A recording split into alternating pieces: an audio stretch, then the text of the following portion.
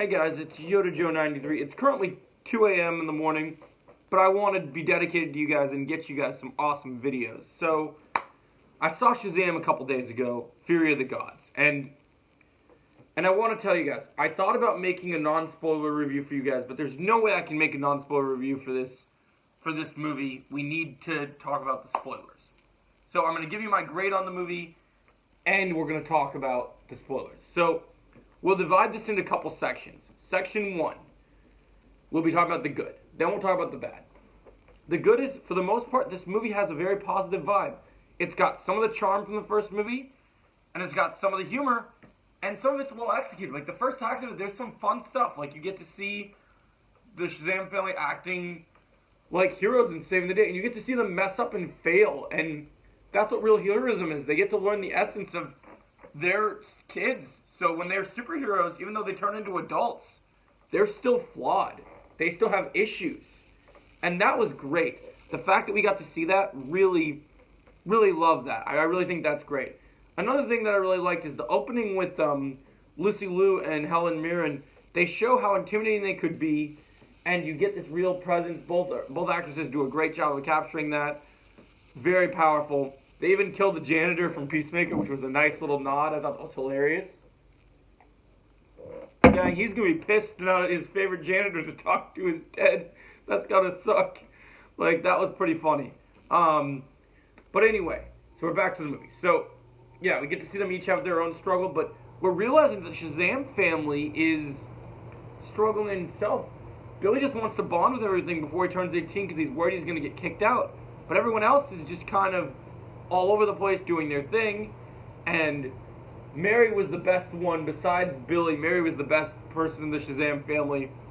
She wants to live. Hangover Mary's the best. She's got the glasses on and she's going to parties like, oh, I'm tired. She's studying. So I really like the bond between Mary and Shazam in this movie. And Shazam is dealing with identity crisis. The wizard stuff is really interesting. I liked how they handled that. It was super interesting. So in terms of positives, also the CGI looks good. Good CGI. So that's positive number 1. Humor doesn't always land, but it's fun at first. So that's mostly for the positives. Let's get into the downsides now. Next negative on this list: the villains. The villains. This movie in general is a little generic, and it's got tonal issues. It can be funny and it can be lighthearted, but then sometimes it can be a horror movie, but it doesn't decide what it wants more. It kind of jumps between the two, and it doesn't really quite do that the way that it should. So that's kind of the next thing that's not great. That doesn't really do the justice that it should. It bounces back and forth. Like, okay, yeah, this is pretty weak, and it just doesn't work. And then there's this weird love relationship between Freddy and this new girl who's also a member of these Daughters of Atlan, which is not great. I wasn't a huge fan of how they did it. It could have been way better. It was just not handled in a way that was good. I didn't like the character, how she turned and became a good guy. Even though she's 1,000 years old, she wants to date a 17-year-old kid. I just don't vibe with it, man. It just didn't work for me. Billy also seemed desperate in this movie, and you don't get to spend a lot of time with their kid self, you get more of their adult self. And I love Zachary Levi, but it just didn't hit the same. And not having the Santa, I know this wasn't a Christmas movie, but I would have loved to get a Santa cameo. I think that would have been cool. Also, the Daughters of Atlan just aren't as interesting as I thought. Dr. Savannah was actually quite interesting. I thought Mark Strong was a more intimidating presence. I thought these guys, Helen Mirren was great, but when she gets kicked out as a villain and Lucy Liu takes center stage, I just don't buy it. It's generic villain plot. The sacrifice for Shazam kind of feels a little cheap.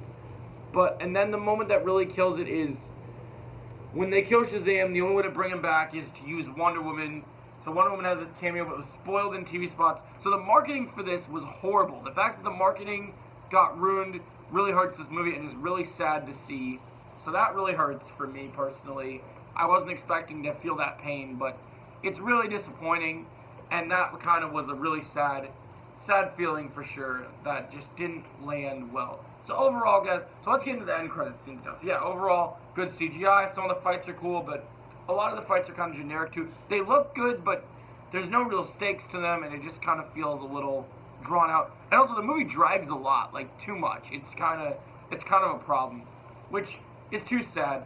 I do want to see Shazam continue, and I would like to see David Sandberg continue. He's got a cute little cameo in the movie. It's pretty fun. Some of the creature stuff is fun. Darla was fun. There were some good moments for sure. Now the end credit scenes. The first end credit scene shows Shazam being recruited by Hardcore and Dyedbeard, which was pretty fun. And they're recruiting Shazam to the Justice Society.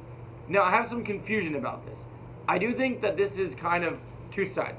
I think the Justice Society idea is dead, but I think Hardcore and Dyedbeard are placed here to set up the new universe, and this may be indication that Shazam does carry forward into the new universe. We'll just have to wait and see. End credit scene number 3, or I should say, end credit scene number 2. We get to see the Shazam. We get to see Dr. Sivana talking to the Worm again from the first movie. While he's in prison, he's grown a longer beard. He's more of a threat. It's an interesting perspective. I definitely was a fan of it. It leads to a potential Shazam 3, which I don't know if we'll get, but it's possible. So the Wonder Woman stuff in this episode, they shouldn't have spoiled the Wonder Woman stuff in the TV spot before the movie. That marketing team needs to be fired. I thought this was pretty disappointing. Shazam 2 is a good time. It has its moments, but it's mostly generic and doesn't offer anything interesting except for a few character moments and some fun at times. But overall, generic superhero movie, not as fun as the first movie. I'm going to give Shazam Fury of the Gods a 6.5 out of 10. Let me know your thoughts in the comments below on Shazam Fury of the Gods. Did you like it? Did you not like about it? Let's talk about it. Let me know your favorites and not favorite things about the movie. I'm dying to hear your thoughts. Let me know in the comments below.